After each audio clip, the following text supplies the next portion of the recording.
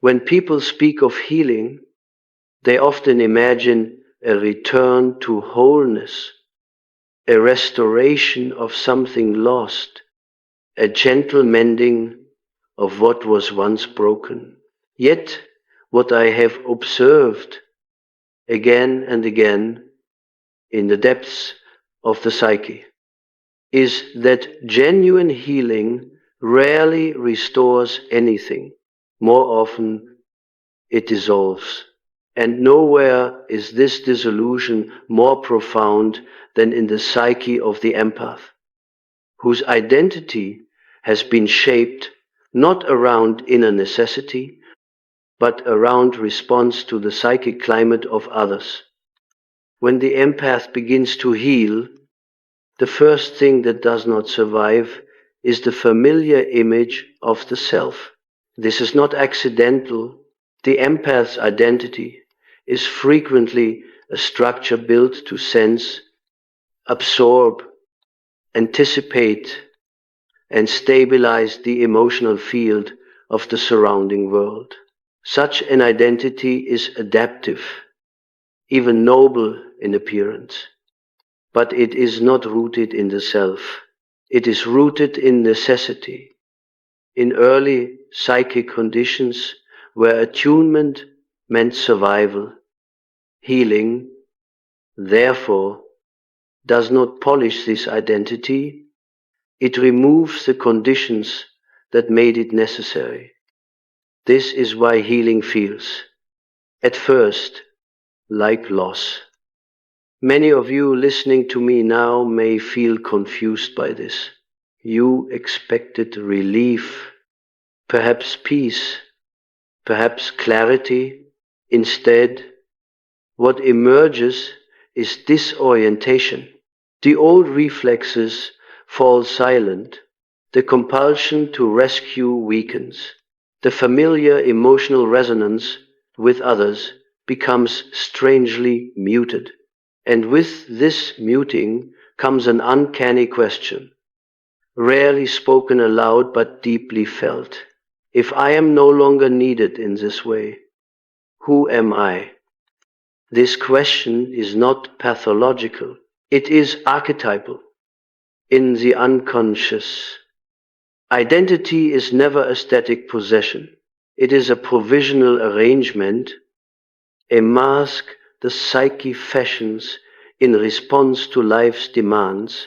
The empath's mask or persona is often exquisitely sensitive, morally attuned, self-sacrificing, and quietly exhausted. It is praised by the world, reinforced by relationships, and sanctified by narratives of goodness and virtue.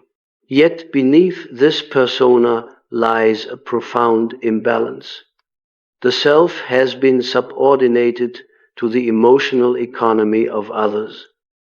Healing begins precisely at the moment when this economy collapses. I have seen this collapse emerge in dreams. An empath dreams of arriving at a familiar house only to find it empty, the furniture removed, the walls bare, or they dream of speaking, yet no one responds, as though the language that once connected them to others has lost its meaning.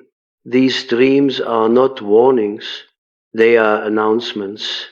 The psyche is declaring that the old relational structures no longer hold psychic energy. At this point, many attempt to rebuild the old identity with greater consciousness, as though empathy itself were the illness. This is a grave misunderstanding. Empathy is not the wound. Identification is. The empath has not merely felt with others, they have lived as an extension of others' emotional lives. Their sense of worth, purpose, even existence, has been mediated through usefulness. Healing severs this mediation, and when it does, The ego experiences this as annihilation. This is why the healing empath often says, "I don't recognize myself anymore." They mean this quite literally. The patterns that once defined them no longer arise spontaneously.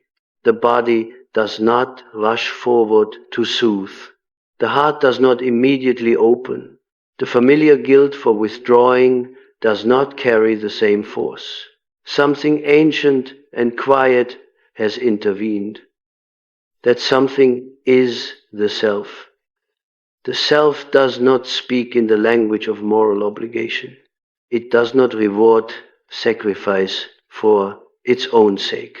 It is concerned with wholeness, not harmony.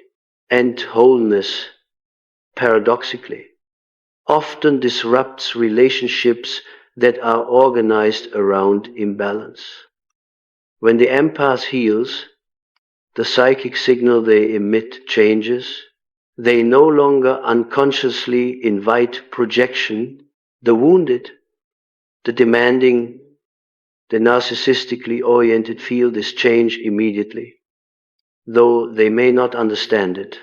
They experience it as distance, coldness, or betrayal, yet from the empath's perspective, there is no aggression in this withdrawal. There is only a strange stillness, as though the inner tide has turned. This stillness is deeply unsettling to the ego, because the ego has lived by movement toward others.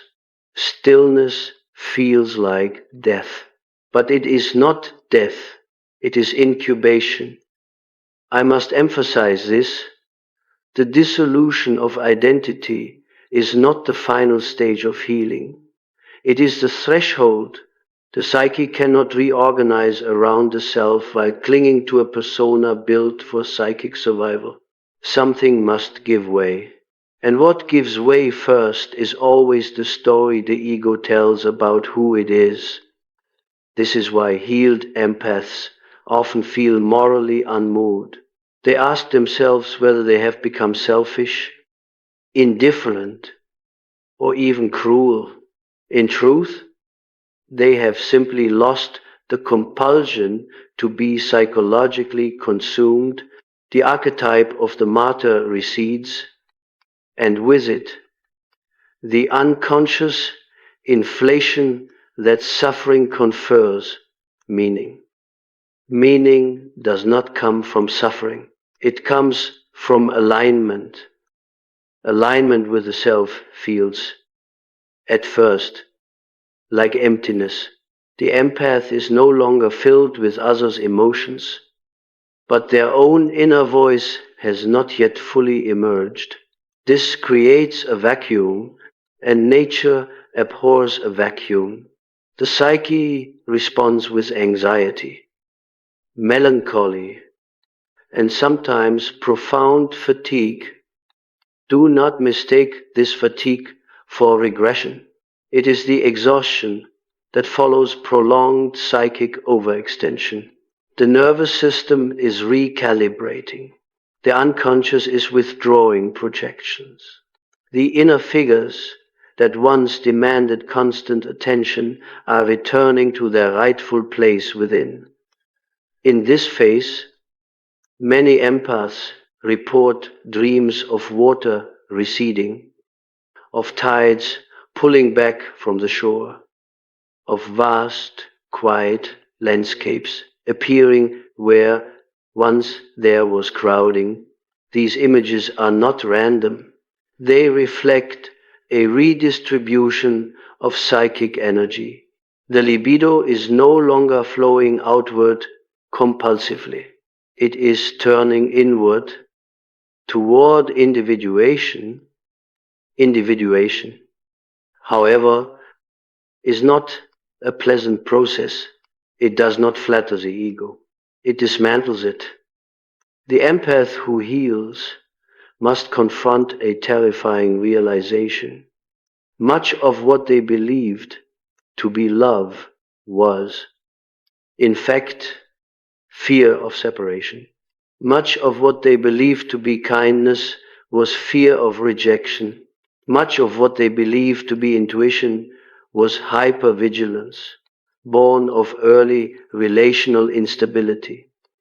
This realization does not condemn the empath, it liberates them.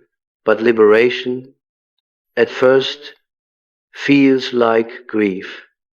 Grief for the self that once knew exactly how to belong.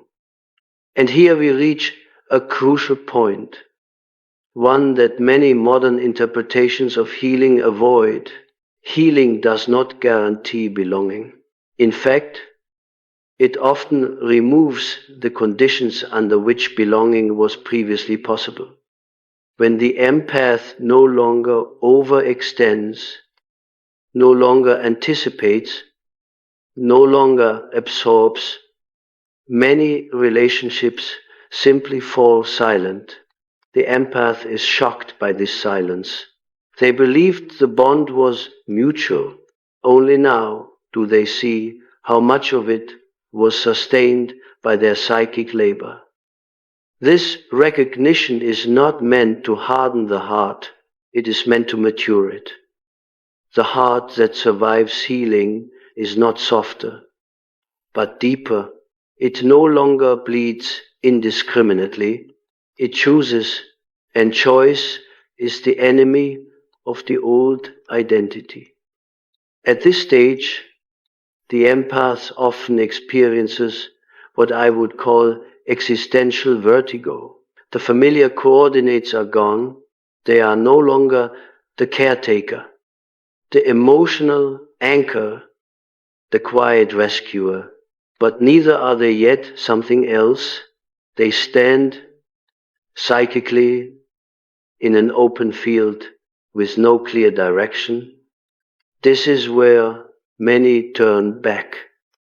They return to old patterns, not because they are unconscious, but because emptiness is unbearable. The psyche prefers familiar suffering to unfamiliar silence. Yet those who endure this silence, who resist the temptation to refill themselves with others' needs, undergo a profound transformation. Identity does not rebuild itself in the same shape. It reorganizes around inner authority.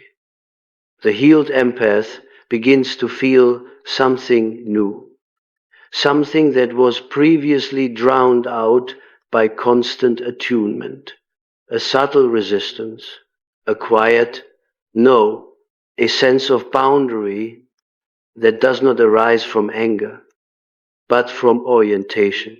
This is not the boundary of defense. It is the boundary of coherence. When the psyche becomes coherent, it no longer fragments to accommodate external chaos. This coherence is often mistaken for detachment, but detachment is merely a symptom. What is truly happening is the emergence of an inner center that no longer requires constant validation through usefulness. And here, identity truly dissolves, not into nothingness, but into something unnamed. The empath can no longer easily answer the question, who are you? Because the old answers no longer apply. They are not defined by roles, by emotional function, by relational utility.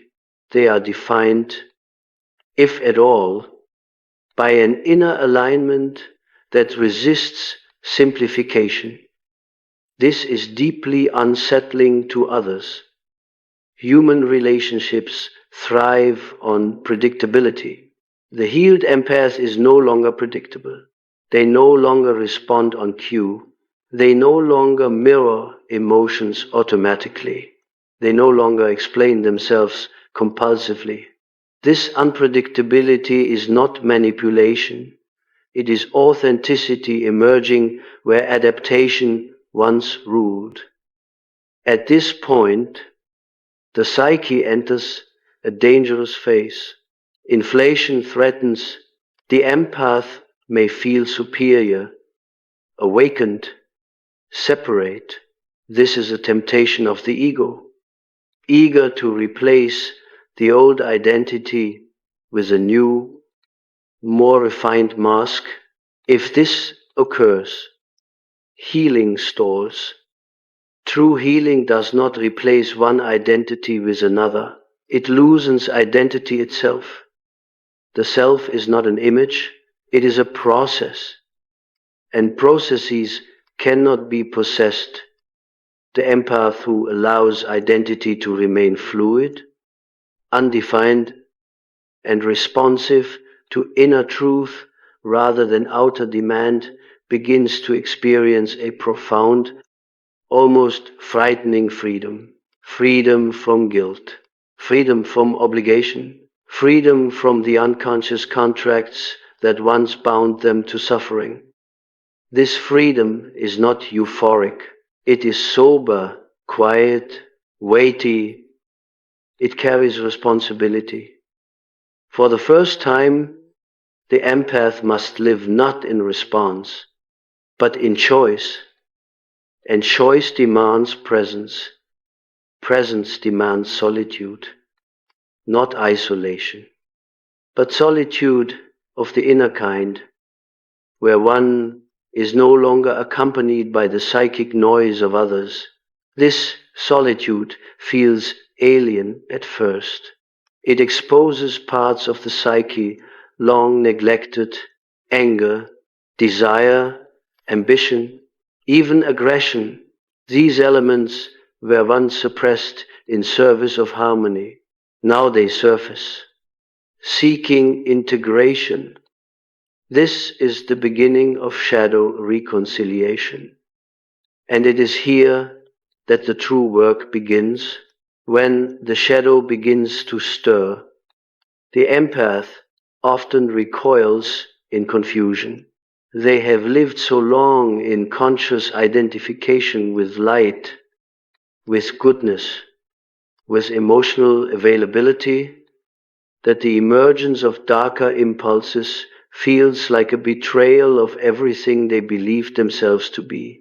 Yet this reaction reveals precisely how incomplete their healing would be if these impulses were rejected. One does not heal by remaining half a soul. Wholeness demands inclusion, not purity. I have observed that when empaths first encounter their shadow consciously, it does not arrive as cruelty or malice. As they fear, more often, it appears as firmness, as refusal, as a sudden unwillingness to be endlessly understanding.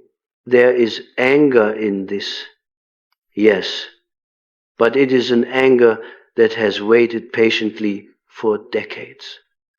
An anger that has been civilized into silence. Now it asks to be seen. The psyche does not introduce such material lightly. The shadow emerges only when the ego has gained sufficient stability to withstand it. Thus, if you find yourself disturbed by your own hardness, your own capacity to walk away, your own indifference to emotional drama that once consumed you, understand this not as regression, but as evidence of maturation. The psyche is trusting you with greater psychic truth. At this stage, identity dissolves even further, because the empath can no longer cling to the comforting self-image of being harmless. They must confront the reality that they possess power, and that this power has been disowned in favor of moral safety. To reclaim it is terrifying. Power introduces responsibility. Power disrupts innocence. Yet without power, empathy is merely submission disguised as virtue. Here, the unconscious often produces striking dreams. The empath may dream of carrying a weapon they never use, or of standing at the edge of a forest, unable to move forward or return. They may dream of animals watching them silently, neither hostile nor friendly, simply present. These images reflect a psyche recalibrating its relationship to instinct. Instinct was once subordinated to relational survival. Now it seeks a place at the table. Instinct, however, does not negotiate with the persona. It demands recognition. As instinct integrates, the empath notices a profound shift in perception. Situations that once elicited immediate emotional reaction now appear strangely transparent. Manipulation is seen without outrage. Suffering is perceived without compulsion to intervene. This does not mean the empath has lost compassion. It means compassion has been freed from identification. Identification is the root of suffering. When you identify with another's pain, you lose yourself within it. When you perceive pain without identification, you gain clarity. Clarity allows choice. Choice allows ethical action rather than compulsive reaction. This distinction is subtle, and many fail to grasp it. They accuse the healing empath of becoming cold, but coldness is absence of feeling. What has occurred instead is differentiation. The empath has differentiated their psyche from the psychic contents of others. This is not withdrawal from humanity. It is entry into adulthood. Adulthood, psychologically speaking, is not defined by age. It is defined by the capacity to remain oneself in the presence of another. The empath who heals discovers, often with shock, how rarely they were truly present as themselves. Their presence was mediated by anticipation, by scanning, by emotional calculation. Now, stripped of these reflexes, they feel naked. There is no script, no automatic response, only the immediacy of the moment. This immediacy can feel unbearably intense without the buffer of over-functioning empathy. The empath must feel their own sensations directly, their own fatigue, their own boredom, their own desire. This directness is exhausting at first. The psyche is learning to inhabit itself rather than escape into others. Here, identity dissolves not through dramatic crisis, but through quiet subtraction, fewer explanations, fewer apologies, fewer emotional performances. The empath begins to speak less, not because they are withdrawn, but because they no longer need to narrate their inner state for acceptance. Silence becomes a new language. Silence terrifies those who depended on the empath's emotional signals to orient themselves. They probe, accuse, demand reassurance, but the healed empath cannot return to constant translation of their inner world. To do so would reconstitute the old identity, and so they endure misunderstanding. Misunderstanding is one of the final initiations. To be misunderstood and not rush to correct it is a sign of profound inner consolidation. It means the ego no longer relies on external validation to confirm its existence. The self has begun to anchor consciousness, yet this anchoring is not experienced as triumph, it is experienced as gravity. Life becomes heavier, more real, choices carry weight. Relationships are no longer animated by unconscious contracts. They must be chosen consciously. And many cannot survive this scrutiny. The empath feels the grief of this deeply, but without the old desperation to preserve connection at any cost. Cost has become visible. At this point, many empaths report a peculiar sensation. They feel as though they are watching their own life from a slight distance, not dissociated, but spacious. Events occur, emotions arise, but something within remains unmoved. This is not detachment in the defensive sense. It is witnessing consciousness emerging from the depths of the psyche. Witnessing consciousness does not interfere unnecessarily. It observes, discerns, allows, it recognizes that not every feeling requires action. Not every pain requires intervention. This realization is liberating and sobering. The empath understands, perhaps for the first time, that much of their former busyness was a way to avoid confronting their own inner emptiness. Now, emptiness must be faced. This emptiness is not a void to be filled. It is a space to be inhabited. In this space, the psyche begins to reorganize itself according to inner truth rather than external demand.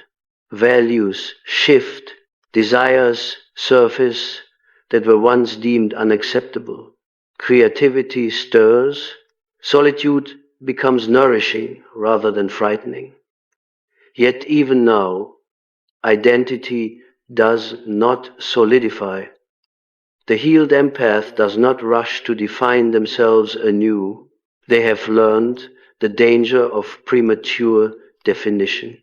Definition freezes the psyche. It turns process into product. Instead, they tolerate ambiguity. They allow themselves to be in between. This in-betweenness is the womb of individuation. Individuation is not the perfection of the self, but the realization of its multiplicity. The empath begins to recognize that they are not one thing. They are not empathy incarnate, nor are they hardness incarnate. They are a living tension between opposites, held together by consciousness. Holding tension is the mark of psychological maturity. The psyche no longer seeks resolution through sacrifice or dominance. It holds contradiction without collapse. The empath can love without losing themselves, refuse without cruelty, remain present without absorption. This is not balance achieved once and for all. It is a continual act of inner negotiation. Here, the old identity has truly dissolved. What remains is not a new persona, but a relationship to the self. The self does not promise comfort. It promises meaning. Meaning, however, is not always pleasant. It often requires solitude, patience, and the willingness to stand apart from collective expectations. The empath who heals may find themselves increasingly out of step with social norms that valorize constant availability, emotional transparency, and endless self-giving. They may be labeled distant, changed, difficult. These labels no longer wound as they once did.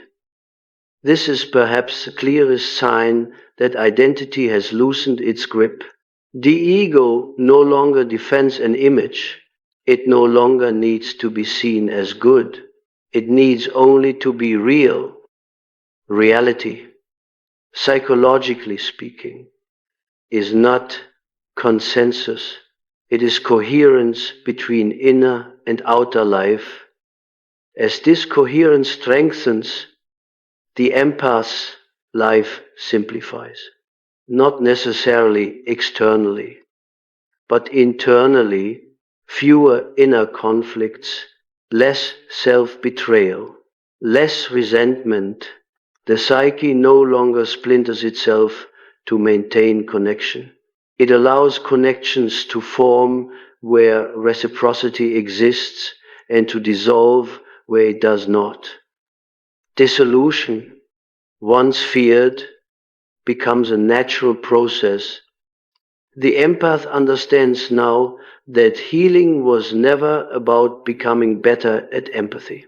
It was about withdrawing empathy from places where it was unconsciously demanded rather than freely given. This withdrawal is not abandonment. It is discernment. Discernment is the mature form of love. Love without discernment destroys the lover. Discernment without love destroys relationship. The healed empath learns to hold both, imperfectly, continually. Identity, once rigid, becomes permeable. Roles are inhabited lightly. The empath can be many things without being trapped by any of them. They can be close without fusion, separate without exile. This freedom is quiet. It does not announce itself. It does not seek recognition. It simply lives, and yet one final transformation remains, one that few anticipate.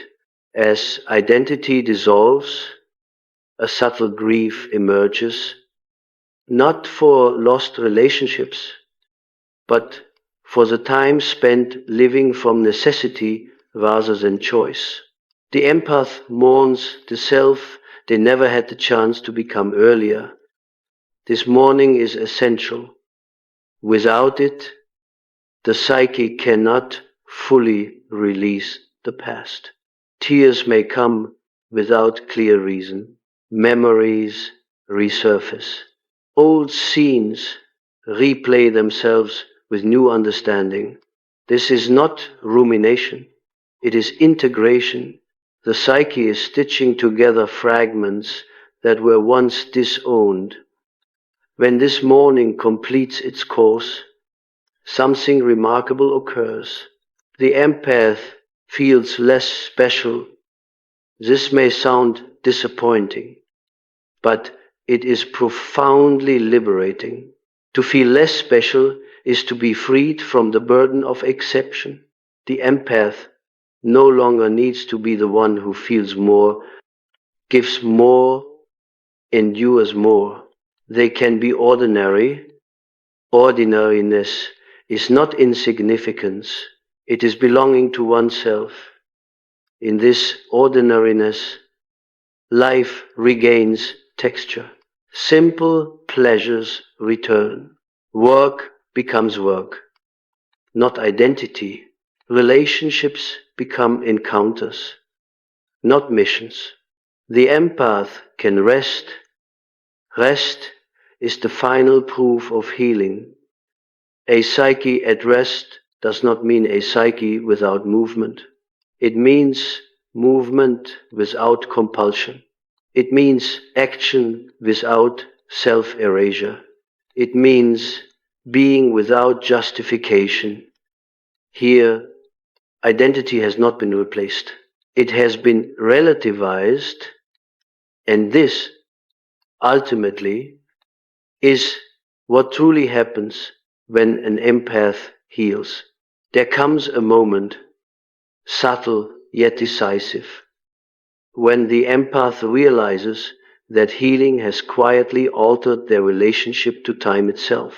Before, time was experienced as urgency. There was always someone to respond to, something to mend, an atmosphere to regulate. The present moment was rarely inhabited for its own sake. It was merely a passage toward alleviating tension. Now, as identity loosens further, time stretches, moments no longer demand immediate meaning. They simply occur. This change is deeply unsettling to the ego, which was trained to measure worth through usefulness. When nothing urgently calls upon the empath's emotional labor, the ego fears irrelevance. Yet the psyche is not structured around relevance. It is structured around truth. And truth does not hurry in this slowed temporality. Forgotten inner images begin to surface. Symbols long buried beneath adaptation rise from the unconscious. The empath may feel drawn to places of solitude, to natural rhythms, to repetitive, almost ritualistic activities that do not serve an obvious purpose. Walking without destination, sitting without distraction, listening without interpretation. These acts appear meaningless to the old identity, yet they are profoundly meaningful to the self. The self speaks through image and rhythm, not instruction. In dreams, this stage often appears as wandering. The empath dreams of moving through unfamiliar terrain without a map. Sometimes there is no goal at all, only movement itself. The anxiety of being lost is present. But so is an unexpected calm. These dreams announce a fundamental shift. The psyche is no longer organized around external orientation. It is learning to trust inner direction. Inner direction is not clarity. It is alignment without certainty. This distinction is crucial. Many mistake healing for the arrival of certainty, as though one day the psyche will finally declare, "This is who you are." But the psyche does not speak in finalities. It speaks in approximations, tendencies, and tensions. Identity dissolves because certainty dissolves. What remains is a capacity to move truthfully without knowing the destination. This capacity is rare. The empath who reaches this stage often feels alienated from cultural narratives that promise happiness through self-definition. Find yourself, they are told. Be authentic, yet authenticity, as popularly understood, is often just another persona, another image to defend. The healed empath senses this instinctively and recoils. They do not wish to be authentic in the performative sense. They wish to be congruent. Congruence does not announce itself. It is felt. It is felt as an absence of inner friction. Decisions no longer require elaborate justification. Refusals do not demand explanation. Agreements do not produce resentment. Life becomes simpler, not because it is easier, but because it is less divided. Division was the empath's hidden wound. To be empathic in a disordered emotional environment often requires splitting. One part feels, another manages, one part knows. Another suppresses. Healing reclaims these fragments. But integration is not seamless. The psyche must renegotiate relationships between its parts. This takes time. During this period, the empath may feel inconsistent, some days grounded, other days strangely raw. This fluctuation is not instability, it is recalibration. Recalibration is rarely graceful. The old identity, though dissolved, does not disappear without resistance. It returns in subtle forms. Guilt arises unexpectedly. The impulse to over-explain reappears. The urge to rescue flickers. These are not failures. They are echoes.